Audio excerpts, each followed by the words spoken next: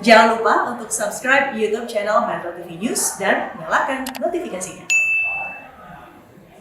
Presiden Joko Widodo melibatkan seniman dan publik figur dalam gerakan melawan penyebaran COVID-19. Lalu bagaimana memaknainya dari segi komunikasi Presiden? Sudah bergabung dari luar studio ada salah satu artis yang diundang Presiden ke istana, ada Mas Adi MS, dan juga ada pakar komunikasi politik, ada Mas Gun Gun Herianto. Mas Gun Gun dan juga Mas Adi, selamat pagi.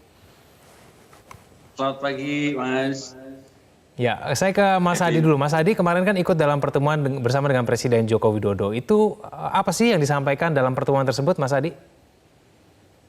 Ya, intinya sih ada dua. Satu, beliau ingin dapat masukan dari kita.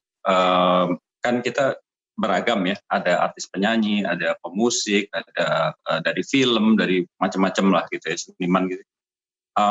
Dapat masukan dari kita. Yang kedua, beliau minta tolong kita semua, minta bantu kita semua untuk mensosialisasikan mengenai protokol kesehatan yang akhir-akhir ini malah semakin dibutuhkan untuk kesadarannya buat semua masyarakat gitu. Tapi kan kenyataannya banyak sekali kerumunan di mana-mana yang seperti abai terhadap masalah ini. Ini mengkhawatirkan beliau, dan karena artis atau public figure biasanya punya massa sendiri, entah yang langsung maupun sebagai followers yang banyak gitu ya, dianggap punya masalah gitu ya.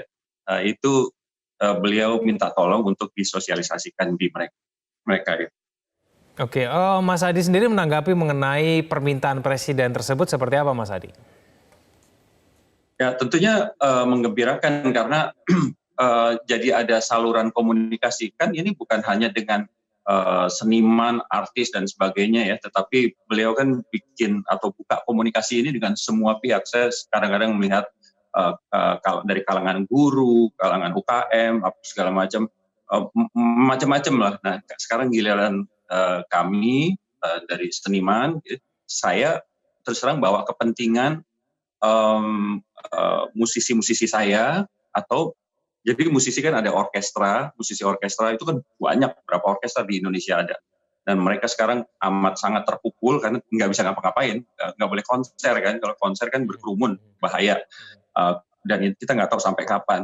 Nah, dan juga kepentingan musisi-musisi kafe banyak sekali, saya lihat keresahannya banyak sekali. Ini mesti ada salurannya gitu ya. Dan sekarang dibuka, ya saya kasih tahu betapa sengsaranya boleh dibilang kami, bukan kami aja, saya tahu semua kalangan ini banyak yang kesulitan. Nah, saya cuma kasih gambaran ke Bapak Presiden apa kesulitan yang kami alami sampai kami nggak bisa kerja sama sekali si musisi-musisi ini gitu ya. Baik, saya ke Mas Gun Gun. Mas Gun Gun, menurut Anda kenapa kemudian Presiden merasa perlu memanggil public figure, seniman, artis begitu untuk datang ke istana kalau kita berbicara mengenai penanganan COVID-19? Penanganan COVID-19, maka kuncinya adalah kolaborasi. Gitu, karena dimensi penanganan COVID-19 itu kan ada dua menurut saya. Pertama adalah dimensi kesadaran individu masyarakat. Yang kedua adalah dimensi kebijakan publik dari pemerintah. Dan keduanya harus berjalan berkolaborasi. Kalau pemerintah saja misalnya mengeluarkan ragam kebijakan, baik itu di bidang ekonomi, di bidang kesehatan, di bidang sosial dan lain-lain, itu menurut saya tidak akan bisa terimplementasi dengan baik kalau komunikasi pentaheliknya, komunikasi dengan pilar-pilar yang ada di masyarakat itu tidak bisa berjalan. Contoh misalnya dengan media dan komunitas di masyarakat, dengan komunitas akademisi, kemudian dengan dunia usaha, NGO, dan lain-lain. Sehingga ini kita bisa sebut sebagai proses inisiasi atau ikhtiar dalam konteks penanganan pandemi yang memang tidak bisa bersifat linier, tetapi harus bersifat resiprokal, bersifat timbal balik. Dan salah satunya menurut saya, komunitas yang bisa diajak bersama, selain misalnya komunitas keagamaan, komunitas dunia usaha, UMKM yang juga terdampak, termasuk juga menurut saya adalah figur-figur yang ada di masyarakat. Contoh sebut aja teman-teman yang aktif di dunia industri kreatif seperti seniman, artis gitu ya. Dan itu bagi saya positif dalam dua hal. Pertama, mereka bisa menjadi role model dalam konteks bagaimana mengimplementasikan protokol kesehatan. Bukan hanya kata-kata, tapi juga tindakan simbolik mereka. Itu yang pertama, menjadi role model. Kemudian yang kedua, memudahkan cara komunikasi. Karena apa? Karena kalau kemudian press conference di media center COVID-19 aja nggak cukup. Butuh yang disebut dengan penyebaran atau diseminasi kesadaran ini melalui cara-cara kreatif. Dan menurut saya teman-teman artis itu atau teman-teman seniman punya kemampuan itu gitu. Tapi seberapa tinggi Mas Gun-Gun efektivitas mengenai pelibatan public figure ini? Menurut saya efektif atau tidak akan dijawab dengan dua hal. Pertama, bagaimana mengkoordinasikannya. Misalnya setelah dipanggil atau bersilaturahmi lebih tepatnya, berkomunikasi dengan presiden, what next gitu. Misalnya yang dilakukan oleh teman-teman artis seperti apa? Kalau cuma kumpul-kumpul di istana terus nothing habis itu ya tentu tidak akan berdampak gitu ya. Tetapi kalau kemudian inisiatif itu ditindaklanjuti dengan proses-proses kreatif yang kemudian diinisiasi oleh teman-teman artis dan itu kemudian ditampilkan dalam perilaku keseharian dan itu menurut saya bisa menjadi solusi gitu. Tapi yang kedua juga tidak akan menjadi efektif gitu kalau kemudian proses setelahnya itu kemudian tidak justru berbanding lurus misalnya dengan harapan yang diharapkan oleh presiden begitu. Misalnya nih artis yang tampil di publik di acara-acara ya tetap tidak menjaga jarak, kemudian tidak menggunakan protokol kesehatan. Ya menurut saya justru itu akan berkebalikan dengan ekspektasi baik oleh presiden maupun oleh masyarakat sendiri. Oke, baik. Mas Adi, saya akan tanyakan kemudian nanti kepada Mas Adi sendiri, apa nih kemudian yang akan dilakukan oleh teman-teman seniman, teman-teman pelaku seni, teman-teman artis, termasuk mungkin dengan Mas Adi begitu ya, rencana untuk betul-betul bersama-sama menyosialisasikan mengenai protokol kesehatan. Kita akan bahas itu usai jeda. Jangan kemana-mana, pemirsa, kami akan kembali usai jeda berikut ini. Kembali bersama kami di Metro Pagi Prime Time, saya akan kembali kepada Mas Adi. Rencana ke depan akan seperti apa Mas Adi untuk sama-sama membantu pemerintah dalam menyosialisasikan protokol kesehatan COVID-19, Mas Adi? Ya tentunya memberikan keteladanan lah, bukan ke depan bikin acara ini itu apa, tapi bagaimana kita bisa memanfaatkan followers yang teman-teman saya misalnya yang kemarin hadir kan macam-macam rata-rata begitu banyak followersnya yang demikian rupa kita memakai masker kemudian memberikan keteladanan dalam hal menjaga jarak dan sebagainya itu aja udah amat penting sebenarnya. Apalagi kalau seperti teman-teman sesama seniman itu ya saya perhatikan kemarin sudah mulai posting di bawahnya captionnya itu penjelasan pentingnya memakai masker dan lain sebagainya. Saya kira ini akan membentuk satu budaya baru, hopefully mudah-mudahan gitu ya. Seperti katakanlah misalnya di Jepang itu kan budaya pakai masker itu kan udah lama sedemikian rupa. Kalau kita lihat soal kebersihan ya bukan masker aja, bagaimana mereka jarang ada tong sampah tetapi bersih karena masing-masing bawa plastik dari rumah, sampah mereka bawa ke rumah, terus rajin cuci tangan, sedemikian rupa sehingga waktu ada pandemi ini mereka nggak yang separah itu gitu ya.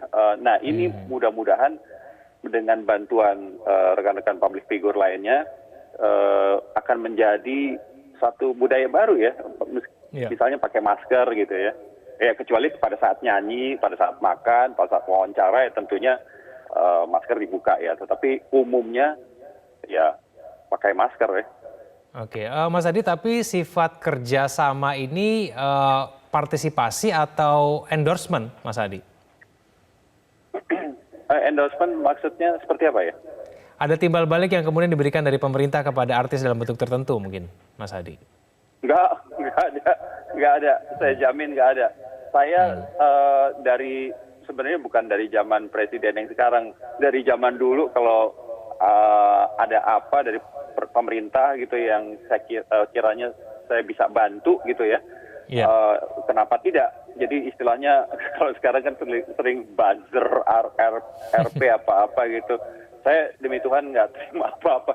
Ini kita tuh sebagai warga tuh jangan anggap pemerintah tuh harus gini terus kita doing nothing. Ya, seperti Ndoro, seperti kita bos gitu. Saya pikir kita harus berpikir kolaboratif ya. Kita warga, pemerintah harus melakukan kewajibannya, tapi kita warga juga mempunyai kewajiban untuk membentuk komunitas yang baik, environment yang baik, yang kondusif untuk bekerja. Dan caranya gimana? Ya action, nggak usah mikir dibayar berapa yakin kalau saya nggak dibayar, saya nggak dikasih, masa yang lain ada yang dibayar, pasti wah itu nggak mungkin lah gitu ya. Ya, Mas Adi, tapi kalau bicara mengenai media sosial masih ada juga yang nyinyir, Mas Adi. Banyak yang mengatakan bahwa sebetulnya salah alamat kalau untuk mengundang artis mengatasi COVID-19. Itu nggak cocok begitu, karena artis perannya lebih banyak untuk menghibur masyarakat. Nah, menurut Anda sendiri, peran artis itu seperti apa sebetulnya sekarang? Saya tuh heran, kadang-kadang ada dikotomi antara artis dan yang non-artis. Seolah-olah kalau artis tuh kamu nggak boleh berpolitik, kamu nggak boleh ngomongin masalah sosial, kamu nggak boleh ini, nggak boleh itu. Mereka lupa bahwa artis atau musisi, seniman itu dari zaman dulu itu, dari Beethoven itu sangat vokal gitu ya, dengan caranya berpolitik gitu. Wagner, Bob Dylan, banyak sekali yang justru sebagai seniman dia harus ungkapkan ekspresinya secara jujur apa yang dia lihat yang tidak katakanlah tidak baik buat masyarakat di mata dia ungkapkan melalui kemampuan dia gitu. Saya kira presiden udah betul, artinya kecuali seniman besok diundang lagi jadi kayak seperti hura-hura. Ini kan enggak. Kami diundang dari kalangan seni untuk memberikan masukan, bukan mengenai hidup saya aja, malah saya nggak ngomong soal saya ngomong soal rekan-rekan saya gitu ya. Dan besok-besok dia kemarin dia panggil dari kalangan yang berbeda, tiap hari begitu dalam upaya mengkomunikasikan soal protokol kesehatan dan sebagainya agar kita membantu. Saya kira positif. Oke, baik. Saya kembali ke Mas Gun-Gun. Mas Gun-Gun, kalau kita bicara mengenai komunikasi presiden dengan artis ataupun pelaku seni begitu ya, public figure ini, kita bisa catat ada beberapa kali di bulan Juli 2019, di mana kemudian bertemu dengan sejumlah pendukung kampanye, September 2019 juga ada datanya. Bagaimana kemudian kita bisa mengukur efektivitas dari komunikasi antara presiden dengan artis ini atau pelaku seni ini supaya kemudian tujuannya juga tercapai, Mas Gun-Gun? Mengukur efektivitas signifikan atau tidak itu menurut saya memang agak susah begitu ya, terutama mengingat aktor yang diundang, maksud saya orang-orang yang diundang ke istana mewakili profesi seniman, artis, pekerja kreatif, itu menurut saya kan banyak dan dimensinya luas. Sehingga menurut saya yang paling penting Mas Egan sekarang adalah bagaimana teman-teman yang sudah diundang itu punya social responsibility karena mereka sudah punya panggung publicity kemarin di istana. Jadi bukan sekedar silaturahminya, datangnya, komunikasinya, tapi setelahnya. Misalnya melakukan inisiatif-inisiatif untuk membangun kesadaran bersama di masyarakat, terutama menurut saya dalam dua hal. Pertama, di komunitas para seniman, para pekerja kreatif atau artis sendiri, di lingkungannya kan banyak yang terpapar. Bagaimana mengadvokasi komunitas mereka supaya kemudian bisa kemudian beradaptasi dengan kenormalan baru, terutama bukan hanya aspek kesehatan tapi juga di aspek ekonomi dan sosial. Nah itu penting. Yang kedua baru menginfluence, memengaruhi follower, memengaruhi yang ada di timeline mereka di media sosial, kemudian di komunitas-komunitas fans club, untuk kemudian mungkin bersama-sama menunjang kinerja pemerintah dalam konteks mengatasi pandemi. Karena saya yakin sih kehadiran mereka bukan di dalam konteks dimensi epidemiologi, tetapi lebih pada aspek sosial, terutama kehadirannya yang banyak mempengaruhi masyarakat. Tapi targetnya siapa Mas Gun-Gun? Ini kalangan milenial kah atau kalangan mana sebetulnya yang disasar oleh Presiden Joko Widodo kalau mengundang pelaku seni atau artis ini? Saya lebih melihat mereka yang kemudian selama ini menjadikan artis-artis atau pekerja seni atau teman-teman yang bekerja di industri kreatif yang menjadi follower atau yang menjadi pengikut, menjadi fans club, itu kan jumlahnya juga besar begitu ya. Mulai dari musik, film, kemudian mungkin juga industri lain di televisi. Dan itu kalau kemudian benar-benar jejaringnya diefektifkan, itu bisa kemudian menjadi salah satu di antara sekian ikhtiar kebangsaan untuk kemudian bersama-sama mengatasi pandemi. Karena nggak bisa ego sektoral. Saya bilang bahwa kebijakan pemerintah aja tidak cukup. Di depan mata ada resesi ekonomi begitu. Dan beberapa negara sudah terdampak, contoh seperti Singapura. Minusnya luar biasa pertumbuhan ekonominya. Sekarang Indonesia menurut saya juga akan menuju ke situ. Sehingga apa? Kesiapan mental, public trust itu kemudian menjadi penting bagi pemerintah. Dan yang bisa menghadirkan modal sosial yang namanya kepercayaan gitu ya, itu menurut saya masyarakat sendiri. Maka elemen masyarakat termasuk tokoh agama, termasuk akademisi, termasuk dunia artis, itu menjadi penting dan signifikan perannya dalam mengatasi masalah. Reduce problem itu harus diatasi bersama-sama begitu. Oke, saya kembali kepada Mas Adi. Mas Adi, dari pengamatan Anda sendiri, dari follower Anda misalnya, apakah Anda melihat memang masih ada warga ataupun follower Anda yang mungkin meremehkan mengenai protokol COVID-19? Mungkin mengabaikan protokol kesehatan dan sehingga kemudian perlu dilakukan langkah-langkah yang ekstra begitu untuk meyakinkan mereka begitu. Caranya bagaimana mungkin dari Mas Adi sendiri?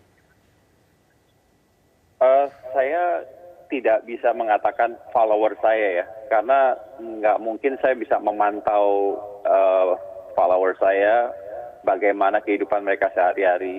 Yang jelas, yang saya lihat sehari-hari itu bukan dari medsos, tapi yang di mata saya lihat di masyarakat gitu ya, dan juga di mata teman-teman gitu ya, itu memang banyak sekali surprisingly di daerah juga ya yang abai. Ada beberapa yang karena bosen, ini kok ada pembatasan ini begitu, udahlah copot, udah gitu masker kan mesti beli gitu ya, ada yang nggak mau pakai kain dan sebagainya gitu ya.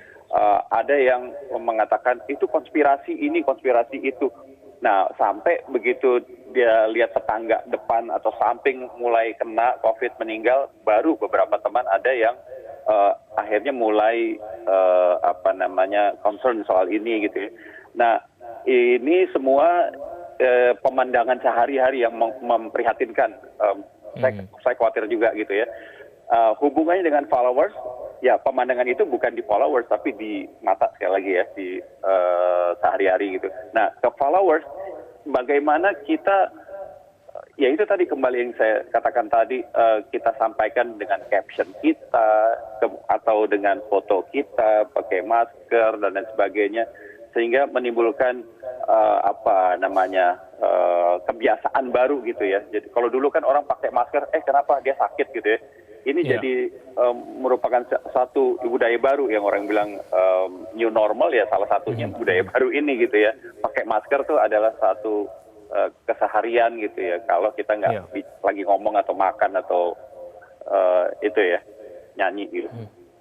Baik, kembali kepada Mas Gun-Gun. Mas Gun-Gun, kedepannya strategi komunikasi seperti apa kemudian yang seharusnya Presiden Joko Widodo lakukan kalau kita mau bersama-sama memerangi COVID-19, tidak hanya kemudian komunikasi kepada pelaku seni, tapi kemudian komunikasi kemana saja kemudian yang harus dilakukan oleh Presiden untuk betul-betul mengefektifkan mengenai pencegahan penyebaran COVID-19? Menurut saya komunikasi yang bagus sekarang di musim pandemi, dan itu terbukti efektif di beberapa negara seperti Selandia Baru, itu adalah berbasis triple C konsep ya. Pertama namanya community relation, hubungan komunitas. Bagaimana komunitas itu dibangun secara efektif, efisien, kemudian berdampak luas. Terutama misalnya di komunitas-komunitas yang sektornya melibatkan banyak orang. Contoh misalnya dunia kreatif, kemudian dunia usaha, pendidikan. Yang kedua adalah community empowerment, pemberdayaan komunitas. Pemberdayaan komunitas ini penting sekali. Kenapa? Karena banyak orang yang di PHK, kemudian mengalami tingkat penurunan lah kemampuan ekonomi gitu ya akibat pandemi. Kemudian yang ketiga adalah community services gitu. Bagaimana membangun pelayanan komunitas. Karena apa? Karena banyak orang yang tidak bisa menunggu lama. Pandemi ini sudah menekan kehidupannya sehingga butuh intervensi negara, butuh intervensi pemerintah. Contoh misalnya melalui bantuan berbasis komunitas. Kenapa? Karena kalau orang per orang aja itu bisa chaos tuh. Kalau kemudian melalui jejaring komunitas, komunikasinya menjadi jauh lebih terkoordinasikan dengan baik. Maksud saya intinya adalah pemerintah harus hadir melalui intervensi. Kenapa? Karena ini adalah krisis. Pendekatannya tidak bisa biasa, melainkan harus extraordinary. Hadirnya negara lewat kebijakan pemerintah atau bantuan pemerintah. Tetapi kemudian di masyarakat itu juga dibangun kesadaran berjejaring untuk kemudian memastikan bahwa tidak ada setiap elemen warga masyarakat yang justru terdampak tetapi tidak ada yang peduli begitu. Baik. Diskusi kita sangat menarik, namun durasi kita sangat terbatas. Terima kasih Mas Gun Gun dan juga Mas Adi telah bergabung bersama kami di Metro Pagi Prime Time. Selamat pagi.